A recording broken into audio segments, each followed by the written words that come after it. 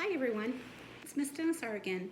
I wanted to start to read a chapter book called Flat Stanley. Maybe some of you have heard it.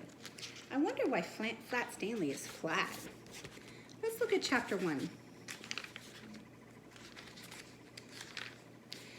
The big bulletin board.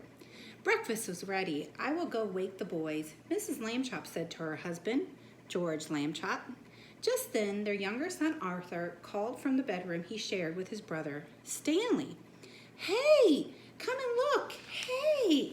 Mr. and Mrs. Lambchop were both very much in favor of politeness and careful speech. Hay is for horses, Arthur, not people, Mr. Lambchop said, as they entered the bedroom. Try to remember that.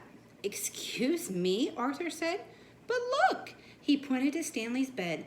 Across it lay the enormous bulletin board that Mrs. Lambchop had given the boys at Christmas ago, so that they could pin up pictures and messages and maps. It had fallen during the night on top of Stanley. But Stanley was not hurt. In fact, he would still have been sleeping in the bed had he not been woken by his brother's shout. What's going on here? He called out cheerfully from underneath the enormous board.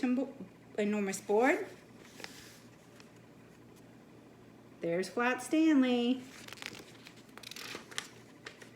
Mr. and Mrs. Lambchop hurried to lift it from the bed. Heavens, said Mrs. Lambchop. Gosh, said Arthur. Stanley's flat as a pancake, said Mr. Lambchop.